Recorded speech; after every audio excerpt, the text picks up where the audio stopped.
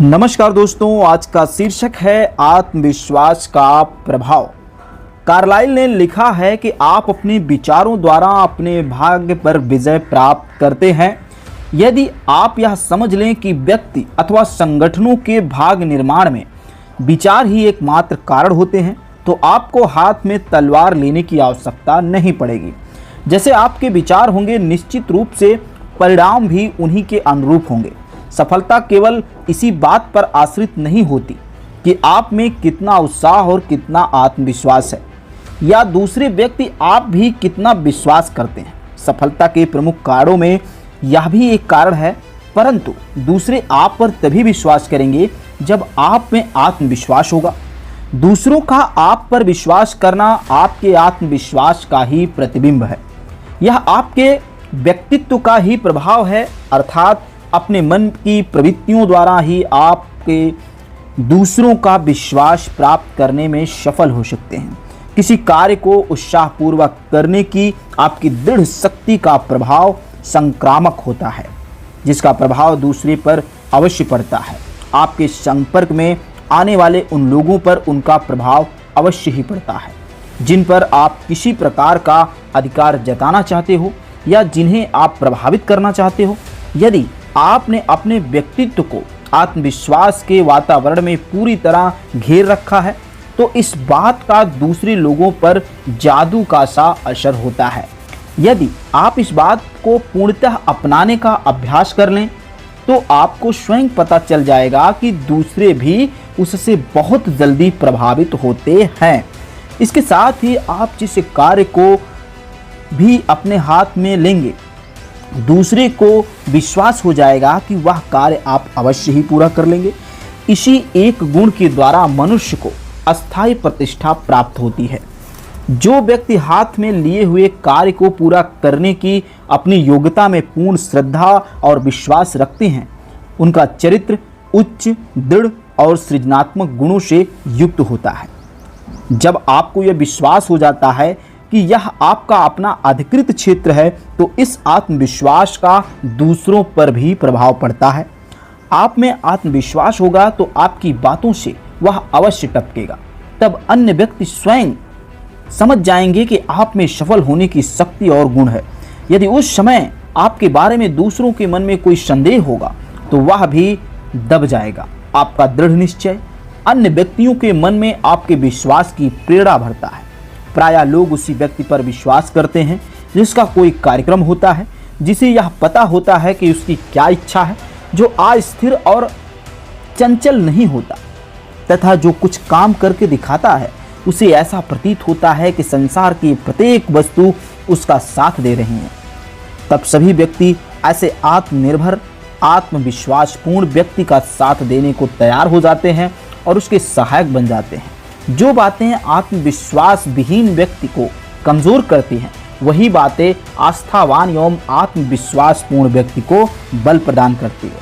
संसार का यह नियम है, जो लोग उदय होते हुए सूर्य के ही अर्घ्य देते हैं, इसी प्रकार जो व्यक्ति ऊंचा उठ रहा है, सारा संसार अपने आप उसकी सहायता करने लगता है, उसकी जय जयकार के नारे लगाने लगता है। परंतु नीचे गिरने वाले व्यक्ति को ठोकरें खानी पड़ती है। जिस व्यक्ति को अपने ऊपर विश्वास नहीं, उस पर दुनिया कैसे विश्वास कर लेगी। संसार ऐसे व्यक्ति की ही प्रशंसा करता है जो अपने आप पर विश्वास रखता है। ऐसे व्यक्ति का कितना भी मजाक उड़ाया जाए, उसके विरोध में कितना ही लिखा जाए, उसके संबंध में कितनी ही बेतुकी बातें बनाई जाएं, उसे गिराया नहीं जा सकता। वह निर्धनता से निरुत्साहित नहीं होता, दुर्भाग्य उसे हिला नहीं सकता, कठिनाइयां उसे अपने मार्ग से विचलित नहीं कर सकता। जिस व्यक्ति के मुख पर दृढ़ निश्चय झलकता है और लौह के समान जिसकी इच्छा शक्ति दृढ़ होती है, वह आधी लड़ाई तो काम करने से पहले ही जीत लेता है। मैं एक ऐसे व्यक्ति को जानता हूं जो जिस कार्य को भी हाथ में लेता है, उसे बड़े अच्छे ढंग से पूरा कर दिखाता है। वह कभी हिचकिचाता नहीं और उसे अपनी योग्यता पर कभी संदेह नहीं होता।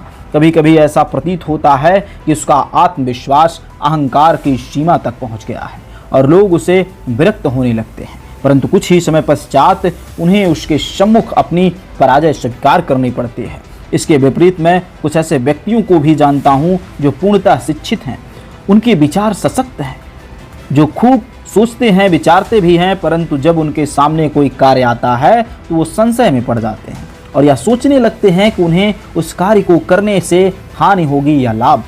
वे कोई निश्चय नहीं कर पाते और नाना प्रकार के संदेहों में पड़े रहते हैं, जबकि उतनी ही देर में दृढ़ आत्मविश्वासी व्यक्ति उस कार्य को पूरा कर दिखाता है और अपने विरोधियों को मजबूर कर देता है कि वे उसे योग्य समझें, उसका विश्वास करें। भले ही किसी व्यक्ति में साधारण योग्यता हो, परंतु यदि उसमें आक्रामक ढंग और दृढ़ आत्मविश्वास हो तो वह विशिष्ट व्यक्ति बन सकता है। इसके विपरीत दूसरा असाधारण योग्यता वाला व्यक्ति जो डरपोक और हिचकिचाने वाला हो तथा जिसमें आत्मविश्वास की कमी हो, कभी सफल नहीं हो सकता। एक अध्यापक जिसका ज्ञान और विद्वता भले ही सामान्य हो, परंतु जिसका आत्मविश्वास दृढ़ हो, उस अध्यापक से अधिक सफल होगा। जो भले ही अधिक विद्वान हो, परंतु जिसमें आत्मविश्वास की कमी हो, अध्यापक की यह बात आदर्श की दृष्टि से भले ही न्याय संगत ना हो, परंतु संसार में यही होता आया है। इसका प्रतिकार यही है कि बुद्धिमान और योग्य व्यक्तियों को चाहिए कि वे अपने भीतर आत्मविश्वास की ज्योत जगाए रखें। आपका प्रत्येक कार्य और व्यवहार इस बात पर निर्भर करता है कि दूसरे यह समझें और उन्हें यह विश्वास हो कि आप योजनाओं को पूर्णतः तक पहुंचा देंगे और आप इच्छा उत्पादन कर सकेंगे। आप कार्यकर्ताओं को अनुशासन में रख सकते हैं और आप कोई भी ऐसा कार्य बखूबी कर सकते हैं जिसे मालिक चाहता है।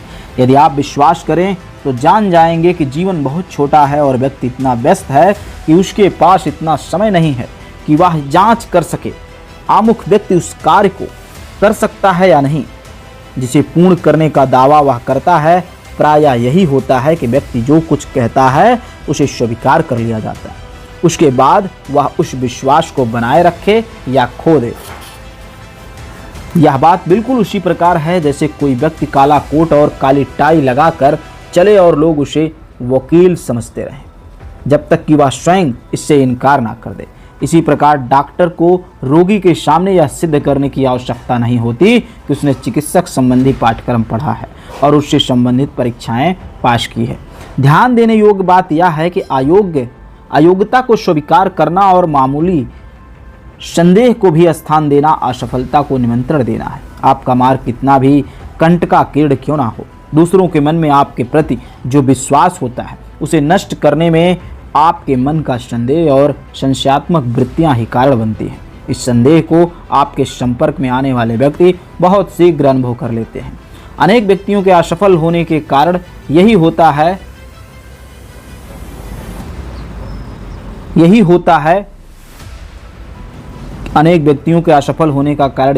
है कि वे अपने पराजित मनोवृत्ति सब जगह प्रकट करते हैं।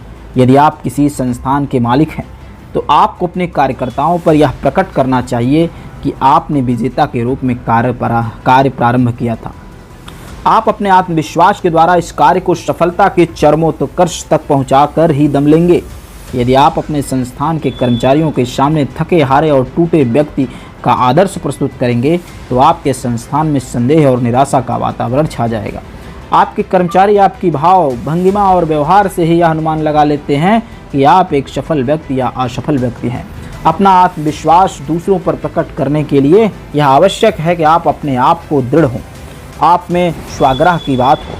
किसी सेल्समैन के लिए तो यह बहुत ही आवश्यक है कि व्यापारी सेल्समैन या किसी स्टोर के मालिक को इस प्रकार के आत्मविश्वास का विकास करना होगा ताकि वह अपने ग्राहकों पर तुरंत अपनी सम्मोहन शक्ति का प्रभाव डाल सके।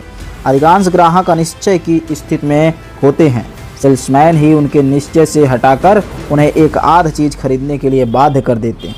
वह अपने आत्मविश्वास के द्वारा ग्राहक को यह अनुभव करा देते हैं कि उसे वही वस्तु खरीदनी है जिसे सेल्समैन ने पैक करना आरंभ कर दिया। वस्तुतः यह सेल्समैन की दक्षता ही है कि एक अंग, परंतु जब उसके व्यवहार में दृढ़ता, निश्चय और आत्मविश्वास नहीं होगा तब तक ये बातें ग्राहक को आकृष्ट नहीं कर सकती। यदि ग्राहक को सेल्समैन पर आत्मविश्वास हो जाए तो वह खरीदने के अपने निश्चय को तुरंत स्थगित कर देता है। आत्मविश्वास से युक्त मानसिक प्रवृत्तियों को दूसरे तक पहुंचाने की सबसे अधिक आवश्यकता अध्यापकों को होती है। एक स्थिर स्वभाव वाला अध्यापक अव्यवस्थित छात्रों से भी अच्छा कार्य कर ले सकता है, बच्चों और युवकों के प्रति शीघ्र प्रभावित किया जा सकता है, परंतु ऐसा तब होता है जब उन्हें यह विश्वास हो जाए कि अध्यापक उनमें रुचि ले रहा है। उन्हें यह समझ में आना चाहिए कि अध्यापक उनकी सहायता करना चाहता है, क्योंकि स्वार्थ और सहानुभूति से ही रहित स्वभाव वाले अध्यापकों को उनके छात्र तुरंत पहचान लेते हैं। तो आज का शीर्षक आपको कैसा लगा ज़रूर बताएं। आज की वीडियो में इतना ही। हम